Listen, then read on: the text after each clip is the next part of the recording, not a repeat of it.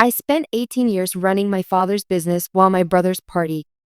But then he handed them the company and called me just a loyal employee. I was 13 when my father brought me to the office for the first time. The scent of stale coffee and printer ink, the hum of fluorescent lights, they should have bored me. But I remember feeling important. I sat beside him as he yelled at suppliers, negotiated with clients, and barked orders.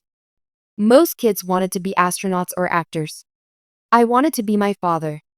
My brothers, Daniel and Jared, were older, 17 and 19 at the time. They didn't care about the business. Daniel was a varsity star who thought he'd go pro until he tore his ACL. Jared? He spent most of his days stoned and his nights chasing girls. My mother used to whisper that I was the only one with my father's mind, but I never understood if that was a compliment or a curse. When I turned 16, I started spending weekends at the office. My friends would head to the mall or hang out at the lake, but I was filing papers, organizing invoices, learning payroll systems. My father saw the hunger in me, or so I thought. He started inviting me to meetings, telling me to listen more than speak. I listened. I learned. I grew into his shadow, step by step. By the time I was 21, I was managing the day-to-day operations of his logistics firm. My father would be out on the golf course or traveling with my mother, and I'd be in the office until 2 a.m., fixing client reports and handling emergencies. When trucks broke down, they called me. When a vendor underdelivered, I negotiated. When the accounts didn't balance, I stayed until they did. Daniel and Jared? Still partying. Jared went through 3 failed startups funded by my dad, and Daniel bounced between sales jobs. But every time they needed money, my father would write them a check, just until they get back on their feet. He never said no to them. And I never said anything, either. I didn't want to seem bitter. I wanted to be better. By the time I was 30, my father had started calling me his right hand. He'd introduce me in meetings with big clients as the future of the company. I'd beam like a child. I wanted to earn it, not just be handed it because I was his blood. I wanted to deserve it. There was no official title, no formal ceremony. Just years of sacrifice. I missed birthdays, vacations, even my best friend's wedding. I skipped dates, lost touch with college friends, and ended relationships because I was married to the business. People warned me. My ex once told me, "You're giving everything to a man who only sees you when he needs something." I should have listened. But I kept going. At 34, I ran every department. My father barely showed up anymore. When he did, he'd walk in, make a few jokes, and tell me, "Keep doing what you're doing, son. You're holding the fort." I wore that praise like armor. Until one day, he invited me, Daniel, and Jared to a dinner. It was at his favorite steakhouse, private room, expensive wine. I thought maybe, finally, he was going to make it official. Maybe he was going to name me CEO. Maybe all the years I'd given, all the late nights and ulcers and sacrifice, maybe they were finally going to mean something. I showed up in a tailored suit. I had even prepared a short speech, just in case. He poured the wine, toasted to family, and then cleared his throat. And that's when he said it. "I've decided it's time I hand over the company," he said, his voice steady. "Daniel and Jared will be co-CEOs. I'll stay on as chairman, of course." The room spun. I thought he was joking. I waited for him to laugh. But he didn't. I looked at my brothers. Jared smirked like he'd known all along. Daniel clinked glasses with him and said, "We got this." And then my father turned to me with a patronizing smile that still haunts me. "You've been a loyal employee, son. The best. I'm sure you'll continue supporting them just like you supported me." Loyal employee. The words were razors. I felt like the walls closed in. My hands trembled under the table. I wanted to scream, flip the wine glasses, walk out. But I didn't. I smiled. I nodded. I excused myself to the restroom. And I threw up everything I ever swallowed. I stared at myself in the mirror of that expensive steakhouse bathroom, hands gripping the edge of the sink so tightly my knuckles turned white. The face looking back at me wasn't the man I thought I was. It was someone hollowed out, used, humiliated, betrayed. I splashed cold water on my face and forced myself to breathe. I couldn't let them see the wreckage inside me. Not Daniel. Not Jared. And definitely not him, the man I called Dad. When I returned to the table, the atmosphere had shifted. They were already talking about rebranding the company. Jared was suggesting a new logo, something cooler, edgier. Daniel wanted to relocate headquarters to a downtown office. My father nodded along, his wine glass swirling like it held answers I didn't. No one asked me what I thought. No one even looked at me. From that night on, everything changed. I showed up at work the next morning, same as always. I unlocked the doors, made coffee, and opened my laptop. At 9:03 a.m., Jared strolled in wearing sunglasses, holding an iced latte, and tossed his gym bag on the conference table. "Morning, bro," he said, smirking. "Make sure you send that vendor list my way, yeah? Gotta get a grip on this place." A few minutes later, Daniel arrived, fist-bumping staff like he was still the high school quarterback. They strutted into my office, and told me they were reorganizing leadership. By noon, Jared had moved into my chair. Literally, they had maintenance bring in a second desk for me. Down the hall, next to the mailroom. I didn't protest. Not then. Not yet. I thought maybe it was just a mistake. A power trip that would wear off. That my father would step in once he saw the mess they were making. But he didn't. Instead, he scheduled a company-wide meeting that Friday. I stood in the back of the room as my father announced the new leadership. "I built this company from the ground up," he said proudly. "And now, I'm passing the torch to the next generation, my sons Daniel and Jared." No mention of me. Not by name. Not even as a footnote. When the meeting ended, people gave polite applause. I noticed a few loyal staff members glance at me with confusion, others with pity. No one said a word. Later that day, HR handed me a new contract. I was now officially operations advisor. Same salary. No authority. No direct reports. Just like that, I was demoted in the company I had practically built. I went home that night and sat in my dark apartment for hours. The silence was louder than any explosion. I poured myself a drink, then another, and stared at the wall like it could give me a reason, some explanation for why the man I'd sacrificed my entire life for had thrown me away like nothing. Memories flooded in.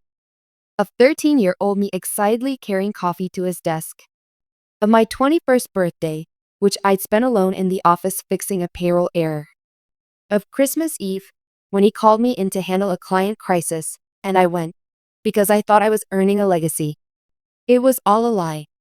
Still, I tried to stay professional. I kept doing my job. Quietly. Efficiently. I didn't argue. I didn't cause problems. I didn't let my bitterness show, not until the day I walked into the boardroom and found them pitching a sale. That's right. Daniel and Jared had decided to sell the company to a venture capital firm.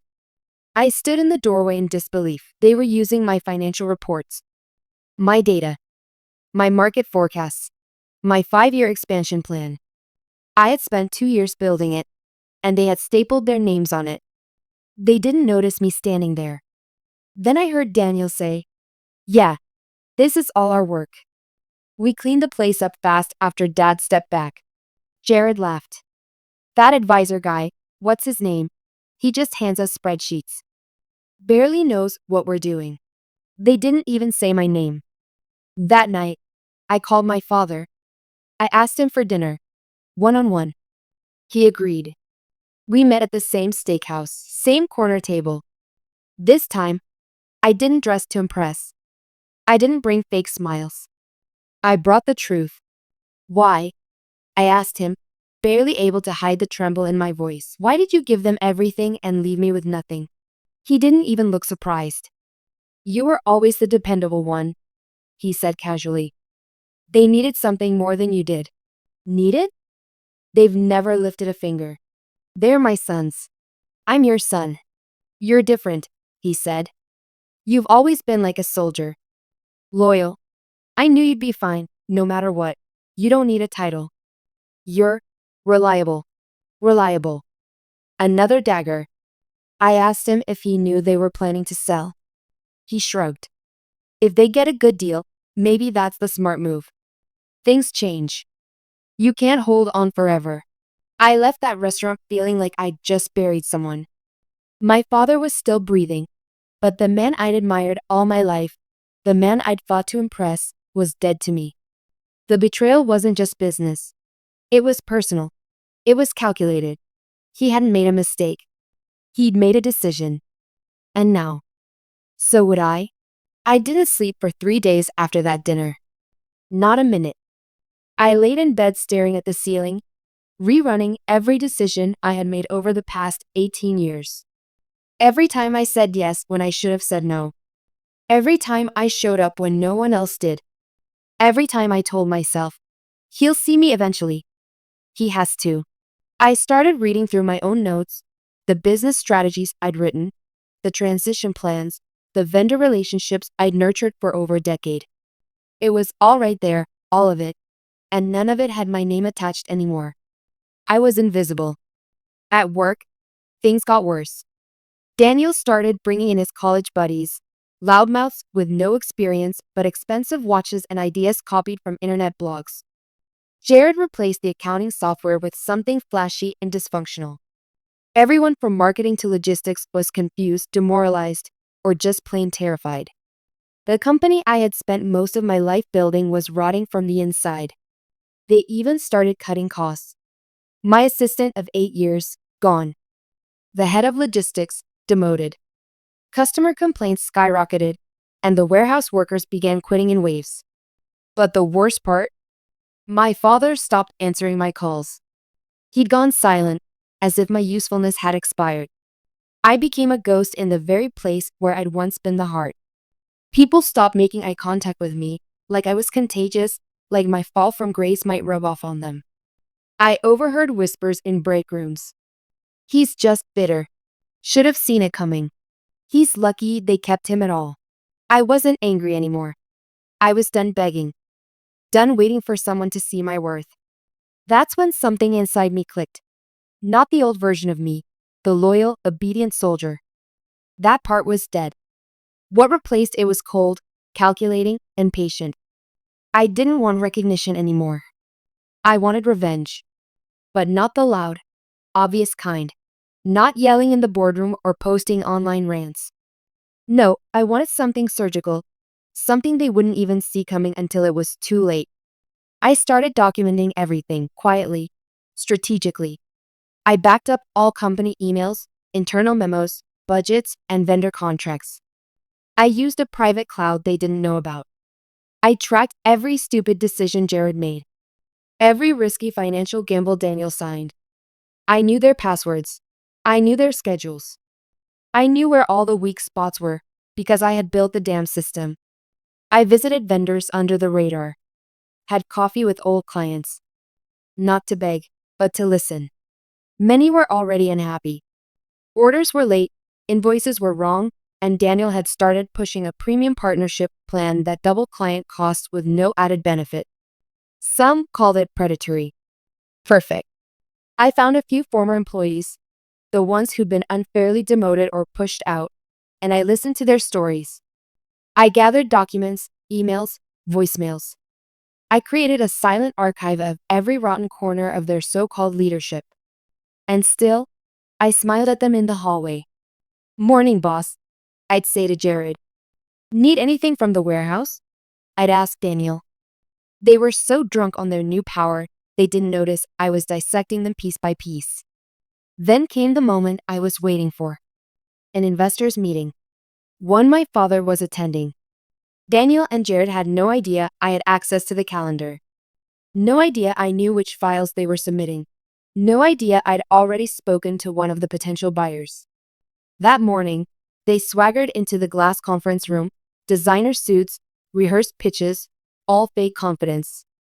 I watched from my side desk as they logged in and started presenting. I walked away. Not to sulk. Not to escape. I had somewhere else to be. Because while they were bragging about profits and growth, I was in another building, meeting with someone who mattered, our biggest vendor, who had exclusive rights to our transportation contract. I handed him a file. Inside was evidence of contract violations, forged invoices, and manipulated delivery reports, all under Daniel and Jared's names.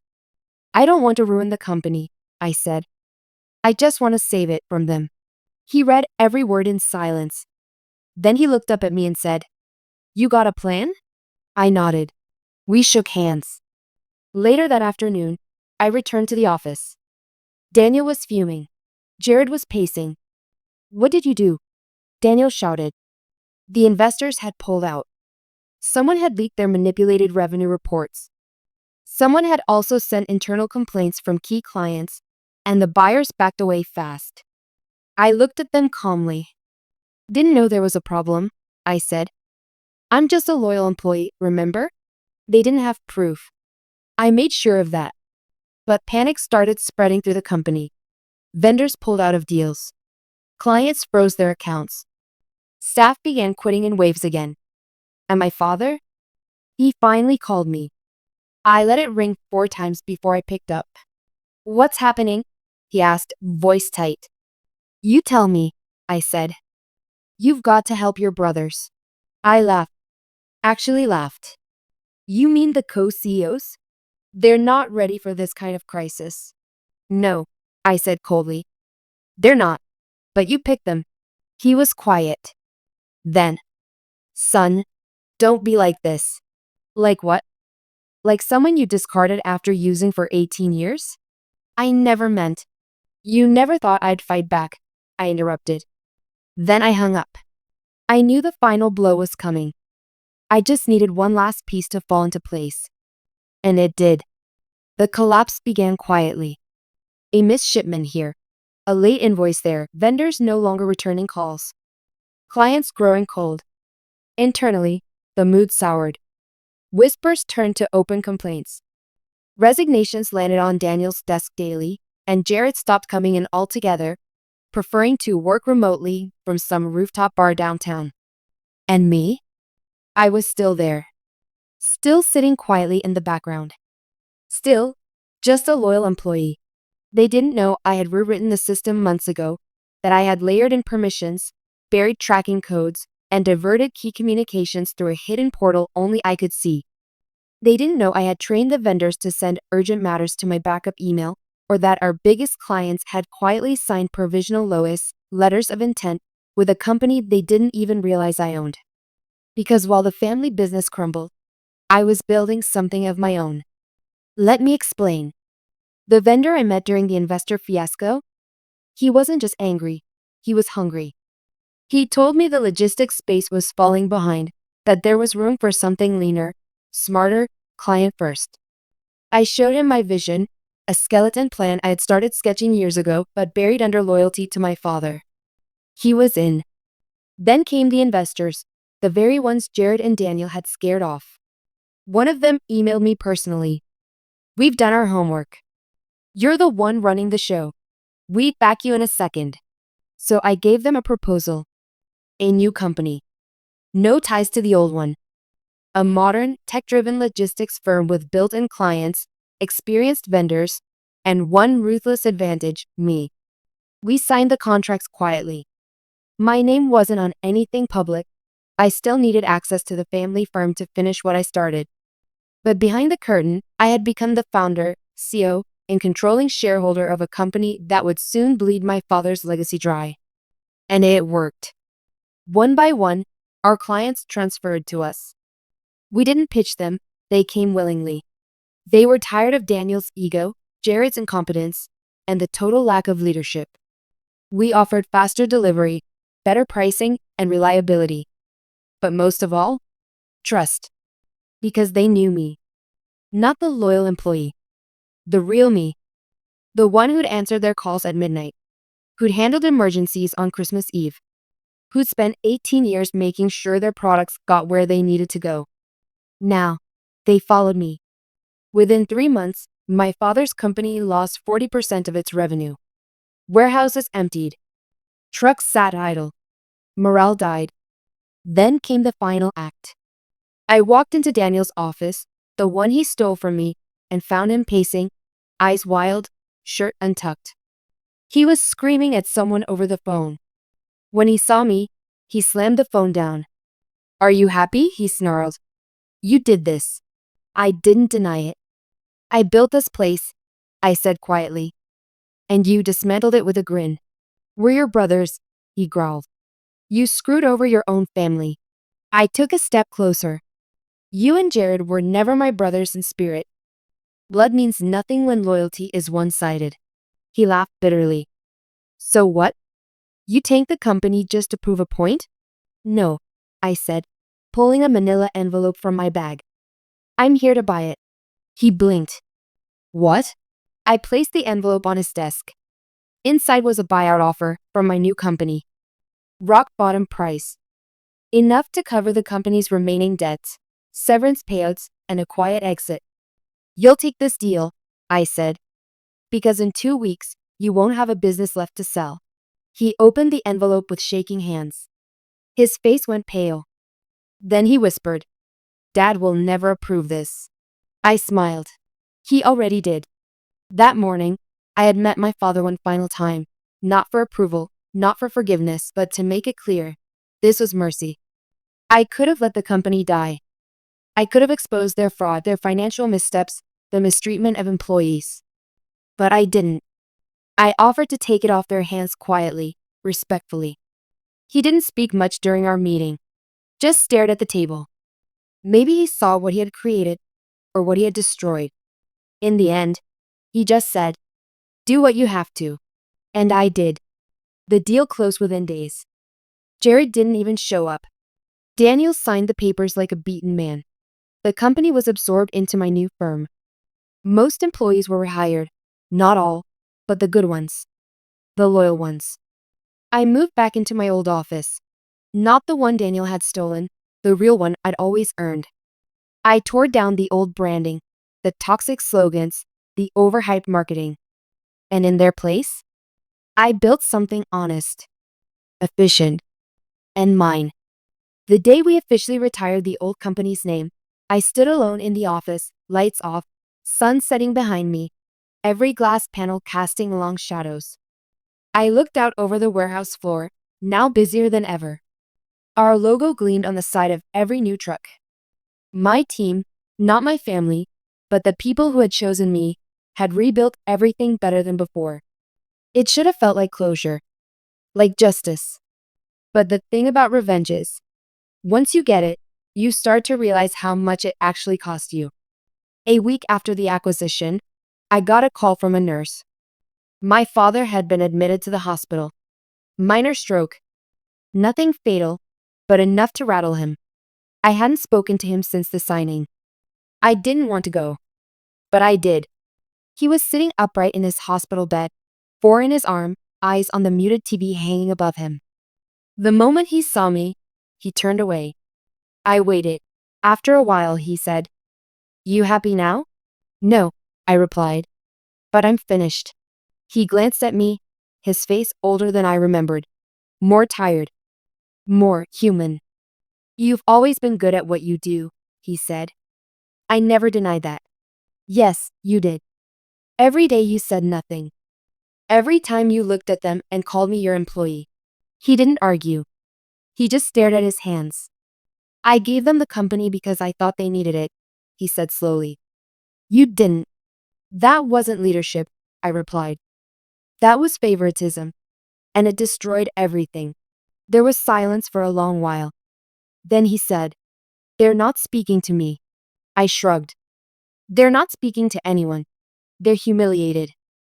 And I think, for once in their lives, they're feeling something close to consequence." I got up to leave, but as I reached the door, he said something that stopped me.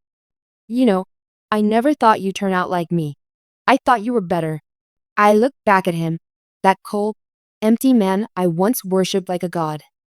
"I'm not like you," I said. "You used people to build something for yourself.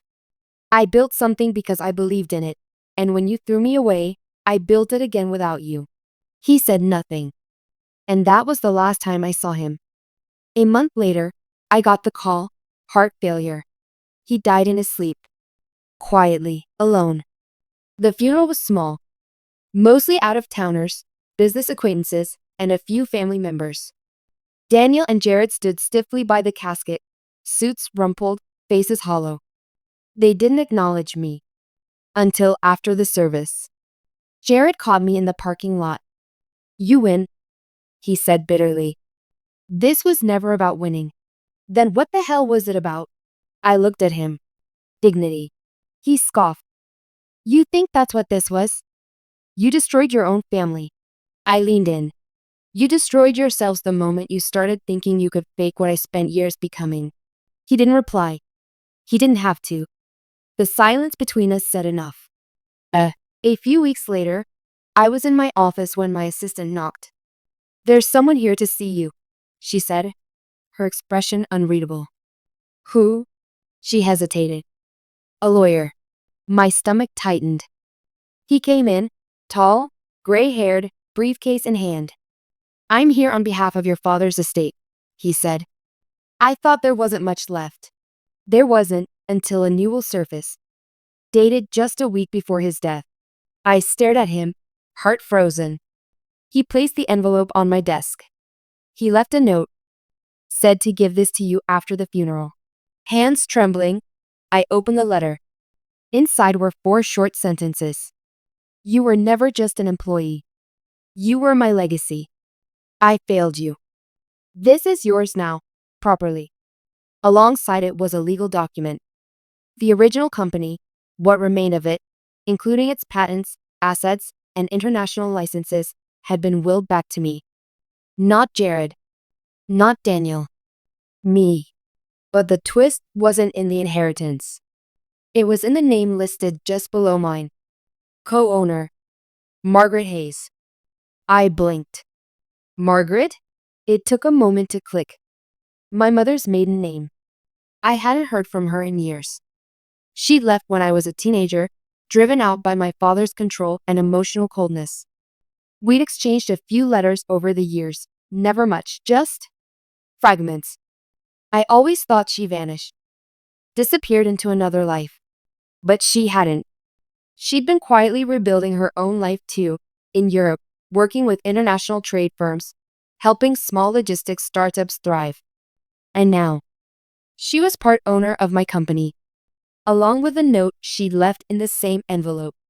"You were never meant to inherit his world. You were meant to create your own. I'm proud of the man you became. Let's do this right, together." That's when it hit me. The story I thought I was living, the one where I was the betrayed son, the discarded shadow, wasn't the full truth. Because I didn't just get revenge. I got something much more rare. A second beginning. Not one built on bloodlines or obedience, but on truth, on values, on work that mattered. This wasn't about them anymore. It was about the people who chose to believe in me when I finally stopped trying to prove myself to those who never would. And with that, I walked into the conference room, looked at my new team, and said the words I wish my father had once said to me. Let's build something that lasts.